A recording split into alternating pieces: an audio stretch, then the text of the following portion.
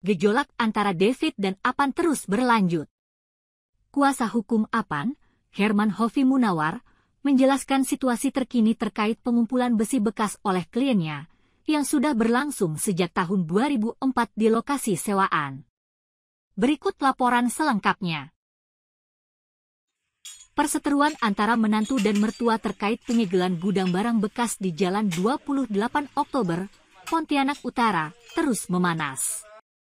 David William Hadari, sang menantu, berencana menempuh jalur hukum jika mertuanya, Apan, tidak segera meminta maaf kepada keluarganya melalui media. David William Hadari mengungkapkan keinginannya tersebut saat ditemui di Jalan Purnama pada Senin, 24 Juni 2024.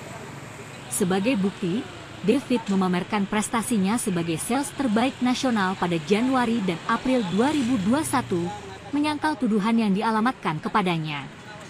David juga membantah pernyataan kuasa hukum Apan, Herman Hovi Munawar, yang mengatakan bahwa David membalas kebaikan dengan keburukan.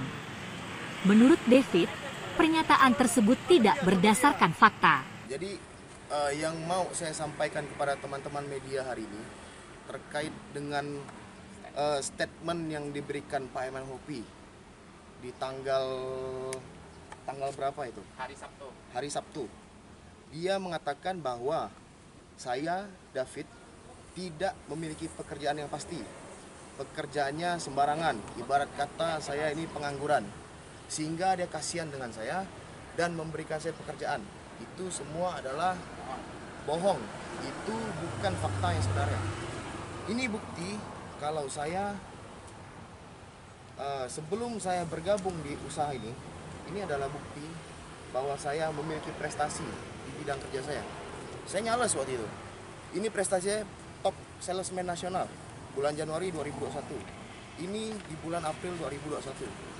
Saya bergabung situ di bulan Juni 2021. Kalau dia bilang seperti itu, berarti merupakan pencemaran nama baik. Dia berkata membuat opini sendiri, tidak berdasarkan fakta yang ada.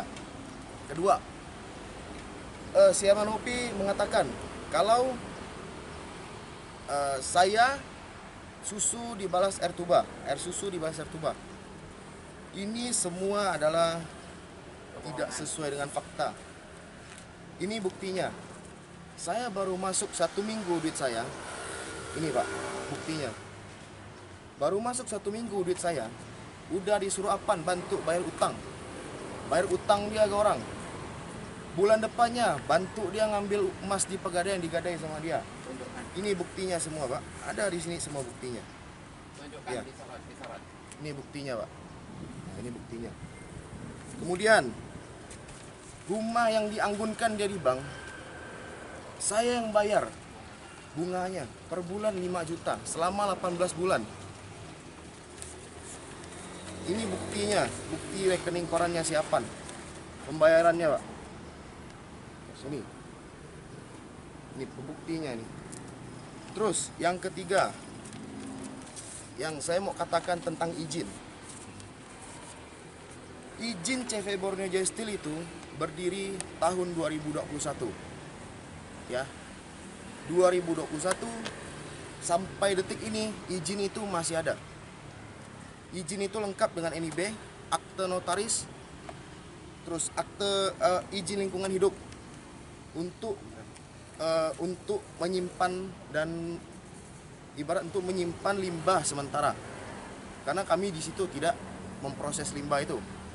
Jadi dari lingkungan hidup cuma meminta kita untuk menyanggupi izin SPPL. Karena kita bukan tempat memproduksi limbah. Di situ Apan bilang itu adalah punya dia semua ini. Usaha milik dia, izin punya dia. Sedangkan izin dia terbit itu 2023. Ketika masalah ini keluar, langsung dia buat izin sendiri. Apakah itu tidak menyalahi aturan yang ada? Ada yang mau ditambahkan, Pak? Baik, terima kasih. Mungkin sekalian klarifikasi apa yang disampaikan oleh penasihat hukumnya Pak Afan, bahwa apa yang disampaikan sebenarnya tanpa melihat fakta atau bukti yang ada sama klien dia. Kalau saya lihat dari pembicaraan dari awal hingga akhir bahwa yang disampaikan itu ya antara 75-80% itu tidak benar ya. Sifatnya hanya untuk mencecar pihak klien kami, seolah-olah pihak klien kami hanya nenggak kering di situ. Kalau kita balik, saya sudah jawab tanggapan itu dengan 10 tanggapan kemarin dan rasanya sudah dimuat oleh teman-teman wartawan semua. Ada 10 tanggapannya terhadap komentar-komentar daripada penasihat hukumnya Pak Afan. Maka dari itu ya kita dari pihak penasihat hukumnya Pak David ini tetap menginginkan langkah musyawarah mediasi yang terbaik lah kita untuk semua pihak. Jadi kita tidak mau juga ada orang yang nebeng dari persoalan ini hanya untuk cari ketenaran di perkara ini. Itu yang saya lihat ada masuk di konteks kasus yang kita tangani kali ini. Jadi ini sebenarnya kan bisnis keluarga yang pada akhirnya klien saya lebih banyak dirugikan.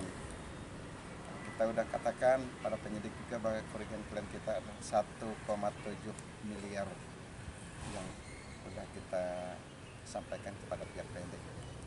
Saya rasa itu aja yang bisa kami klarifikasi atas permintaan tersebut. Saya tambahkan sedikit, apa yang disampaikan ini Bapak Herman Hofi, dia dapat berita dari kliennya atas nama saudara Pak Afan. Itu beritanya sebetulnya dia hanya mendapat keterangan dari Pak Afan itu tidak benar. Sebetulnya itu tidak valid karena Pak Herman Hofi ini dia hanya ikut keterangan dari Pak Afan. Ada yang sebenarnya ini bukan itu. Semua yang diucapkan Pak Herman Hofi itu tidak sesuai dengan fakta. Ini anak saya David. Ini prestasinya si David ini berturut-turut tahun 2021 berturut-turut 2 kali. Januari 1 kali, bulan April 1 kali. Itu kalau dibilang pekerjaannya tidak jelas, itu bohong. Itu bohong. Tidak benar itu. Faktanya bukan sedemikian rupa. Itu banyak Pak Herman Hofi dapat keterangan dari kliennya saudara Pak Afan. Itu banyak bohongnya. Dia menghalalkan segala cara untuk mendapatkan bahwa keterangan itu benar. Tapi yang sebenarnya tidak benar itu. Ini faktanya. Kalau anak saya kerjanya tidak benar, tidak jelas, kenapa bisa dapat prestasi? Contohnya ini. Ini contohnya, satu contohnya. Ada sedikit tambahan. Terus? Karena atas apa yang diucapkan pihak Afan kepada saya, itu membuat saya merasa sangat dirugikan. Saya meminta dengan tegas, saudara Afan harus meminta maaf di media. Tidak didampingi kuasa hukum. Sendiri berdiri di depan media meminta maaf kepada keluarga saya atas apa yang sudah diucapkan dia. Itu yang saya mau. Jika tidak, saya akan tempuh jalur hukum yang lebih dalam lagi. Sekian, terima kasih. Bang, untuk selanjutnya Bang, langkah apa yang mau ditempuh Bang terkait dengan persoalan ini Bang? Langkah selanjutnya adalah jika tidak ada permintaan maaf pribadi dari Afan sendiri ke media atas apa yang dilakukan dia, saya akan tempuh jalur hukum. Saya akan tuntut dia pencemaran nama baik. Karena ini menurut saya cukup merusak nama baik saya. Saya selama bekerja tidak pernah punya masalah. Selama hidup saya tidak punya masalah. Tapi dia berkata seperti itu membuat dan mencemarkan nama baik saya. Sedikit saya tambah lagi. Kalau menurut hemat saya, Pak Herman Hofi ini sebenarnya kasihan. Kenapa saya bilang kasihan? Dia dapat keterangan dia benar, otomatis kan menjatuhkan integritas Pak Herman ini. Itu keterangan tipu. Karena hanya mendengar, mungkin Pak saudara Afan ini ada di sampingnya, dia bisik-bisikkan. Jadi mau tak mau sebagai penasihat hukum, dia pasti ikut ke lainnya, saudara Pak Afan ini. Pasti kan? Itu kasihan sama Pak Herman Hoffi ini. Otomatis semua orang yang tahu ini, kawan-kawan David ini tahu sepak terjang David di Pontianak lah. Jangan bilang kita katakan jauh-jauh lah. Yang tahu sepak terjang David ini tidak sedemikian rupa. Tapi di statement Pak Herman Hoffi sangat bertolak belakang. Otomatis orang tahu bahwa Pak Herman Hoffi ini selaku pengacaranya, saudara Apan, orang kan nilai, berarti ini pengacara ini hanya dapat keterangan, belum diteliti, belum ditelaah betul-betul, langsung dimasukkan ke media. Itu sebetulnya tidak baik itu. Anak saya ini masih muda, namanya dicemarkan. Itu pertanggungjawaban dia gimana sekarang? Kita kan mau tanya, pertanggungjawaban Pak Apan ini gimana? Dia harus tanggung jawab. Karena anak ini kan masih muda ini, masih punya masa depan. Coba kita bayangkan saja, posisi kita sekarang seperti posisi anak saya David. Gimana? Kembali ke posisi Pak Apan ataupun Pak Herman Hoffi. Itu kan otomatis merasa pasti tertekan. Karena apa? Ini bahaya sekali. Mereka masuk ke media, sosial media, cetak segala macam. Ini kan seluruh warga negara Indonesia kan nonton. Maka dari itu, saya sebagai bapaknya, saya menegaskan kalau statement Pak Herman Hoffi yang kliennya Pak Apan itu harus diklarifikasi lah istilahnya. Harus diklarifikasi. Kalau kayak begini tidak diklarifikasi, itu bahaya buat kita nih. Mungkin sampai di sini. Sekian, terima kasih. Bang, ada nggak tambahan dari penasihat hukum? Saya selaku penasihat hukumnya saudara David tentu berharap bahwa proses hukum tetap berjalan, ya.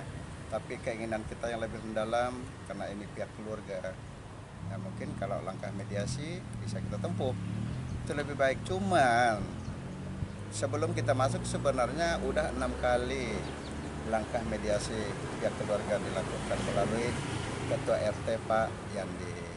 Yang terakhir yang ke-6 kalau nggak salah diancam dengan parang ya. Sebilah parang, diancam dengan sebilah parang. Ini yang sangat kita sesalkan. Padahal David ini menantu dia sendiri yang sudah banyak membantu membesarkan usaha beliau melalui perusahaan-perusahaan yang dibuat David sendiri. Jadi yang tadinya ilegal menjadi legal. Ini yang tidak disadari mungkin dari pihak penasihat hukumnya Pak Apan tidak melihat data secara valid, ya, sehingga mungkin memberikan statement ya banyak merugikan pihak lain. Kita bertindak tentunya melalui rambu-rambu hukum yang telah kita lalui. Saya bergerak juga tidak mau tidak mau sembarangan. Kita tahu hukum. Mungkin kalau ada yang dilihat itu tidak baik, ya silakan aja lah kita uji gitu, Pak. Saya kira itu aja yang bisa saya sampaikan selaku penasihat hukum David. Terima kasih. Terkait kontainer yang Menanggapi klaim kepemilikan lokasi pengumpulan besi bekas yang dikatakan milik orang lain, Herman Hoffi Munawar menegaskan bahwa klaim tersebut tidak benar. Terkait gugatan oleh menantu Apan, David, Herman Hoffi menjelaskan bahwa gugatan tersebut telah dicabut oleh David karena tidak bisa menghadirkan saksi. Lebih lanjut, Herman Hoffi menanggapi laporan David ke Polresta Pontianak dan tindakan penyegelan yang dilakukan oleh pengacara David. Menurutnya, tindakan penyegelan tersebut tidak sah karena hanya aparat penegak hukum yang memiliki kewenangan tersebut. Bisa dijelaskan kan kronologisnya seperti apa persoalan ini? Ya baik ya saudara sekalian, kita lihat bahwa saat sekarang ini kita sedang berada di tempat usaha Bapak Apan tentang usaha pengumpulan besi bekas, ya kan, dan ini akan dibawa ke beberapa tempat di wilayah Republik Indonesia. Nah ini sebenarnya sudah berlangsung sejak tahun 2004 sudah berlangsung, cuman dia pindah-pindah di beberapa tempat. Gudang ini merupakan sewaan, beliau menyewa dari temannya. Jadi kalau ada mengatakan mengklaim bahwa ini milik dia, itu tak betul. Jadi ini memang murni adalah miliknya Pak Apan. Tahun 2004 itu sudah berlangsung usaha pengumpulan besi bekas ini. Nah kemudian selanjutnya ini sekarang jadi persoalan adalah antara Pak Apan dengan menantu beliau.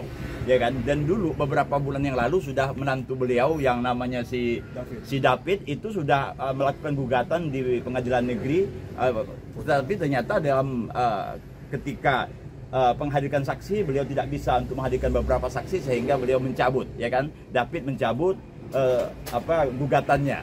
Nah, kemudian selanjutnya kita mendapatkan informasi bahwa Pak Afan dilaporkan ke Polresta, ya kan, dengan melalui satu pengacara beliau. Nah, itu adalah hak sebagai warga negara. Tetapi persoalannya adalah ketika seorang pengacara memasang atau menyegel sebuah bangunan tempat usaha, itu sebetulnya nggak betul, tidak boleh. Jadi pengacara tidak punya kewenangan, tidak punya hak untuk menyegel. Menyegel itu harus merupakan aparat penegak hukum, dan itu memang terbukti ada bukti bersalah. Ini baru laporan polisi. Baru pendaftaran, pengaduan. Jadi belum LP ya, baru pengaduan. Bukan LP. Nah, jadi artinya bahwa ini belum ada proses hukum, belum ada kekuatan apapun, belum ada pihak-pihak yang dipanggil. Jadi apalagi kalau seorang pengacara menempelkan itu seolah-olah itu disegel, itu suatu perbuatan melawan hukum, itu nggak benar sebenarnya. Kami lagi memikirkan untuk melakukan upaya-upaya hukum terkait dengan itu.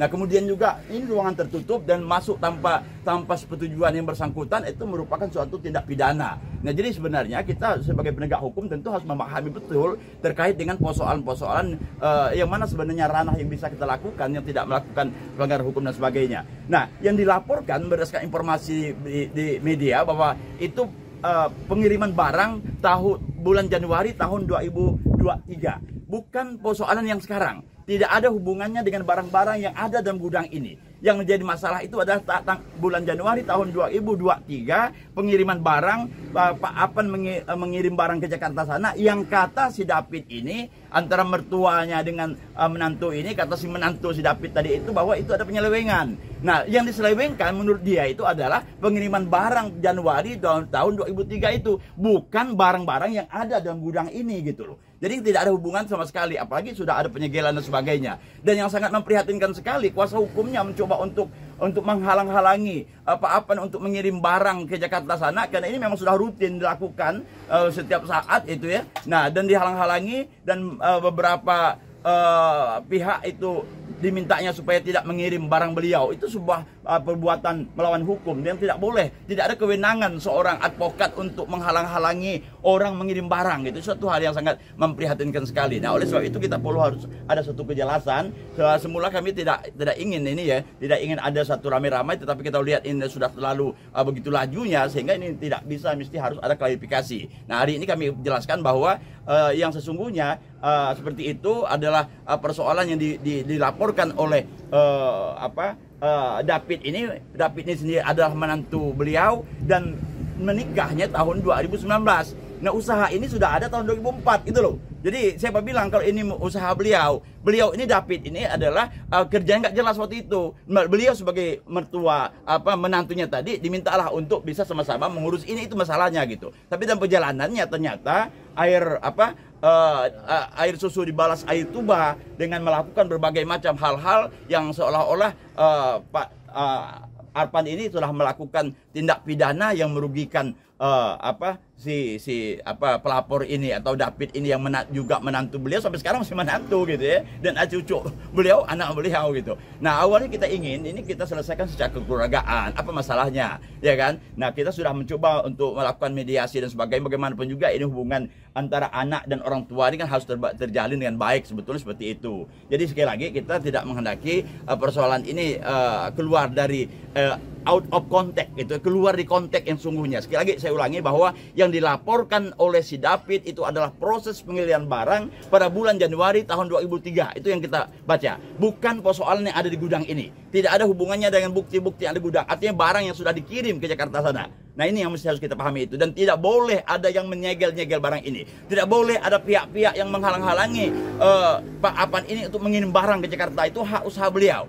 Nah, apalagi kalau ada pihak-pihak yang mencoba-coba dengan memaksa, meminta ada izin lingkungan sebagainya. Nah, kita harus pahami apa itu namanya keterbukaan informasi publik. Informasi publik itu harus bertanya kepada instansi pemerintah yang mengeluarkan, yang menyimpan informasi-informasi, data-data dan sebagainya. Nah, di sanalah tempatnya. Kalau memang ini Pak Afan tidak punya AMDAL atau tidak punya ini, ya tanya saja pada dinas yang terkait gitu. Jadi tidak boleh memaksa pihak swasta untuk mengeluarkan dokumen-dokumen, apalagi namanya perusahaan. Tentu ada hal-hal tertentu yang tidak boleh dikeluarkan. Jadi begitu, hari ini kita mencoba untuk mengklarifikasi ini semua supaya informasinya tidak kacau balau ke sana kemari gitu ya. Jadi sekali lagi kami masih memikirkan langkah-langkah kami untuk melakukan upaya hukum. Kita ingin melaporkan kepada pihak kepolisian terkait dengan penyegelan, terkait dengan menghalang-halangi usaha dan melakukan berbagai hal, termasuk juga menyampaikan informasi terkait dengan pengaduan yang disampaikan ke Polresta misalnya. Itu yang sebenarnya hal-hal yang sangat diatur di dalam Undang-Undang IT pasal 27 ayat 3 itu jelas sekali tidak boleh itu hal-hal semacam itu. Sekali demikian saudara sekalian, mudah-mudahan ini menjadi penjelasan semua pihak bisa memahami kondisi ini sehingga betul-betul kita menempatkan posisi ini ada posisi pada hukum yang sebenarnya. Jadi tidak ada hal-hal lain. Sekali demikian. Terima kasih. Ya. Yang jelas upaya apa yang akan dilakukan oleh kuasa hukum dari Pak Afan sendiri, Pak? Ya, ada dua hal. Yang pertama adalah terkait dengan Herman Hoffi juga menyoroti tindakan memasuki tempat usaha tanpa izin sebagai tindakan pidana dan menegaskan bahwa pengiriman barang ke Jakarta yang dihalangi oleh kuasa hukum David merupakan perbuatan melawan hukum. Herman Hoffi berharap agar persoalan ini dapat diselesaikan secara kekeluargaan antara menantu dan mertua dan menyatakan bahwa langkah hukum selanjutnya masih akan ditentukan.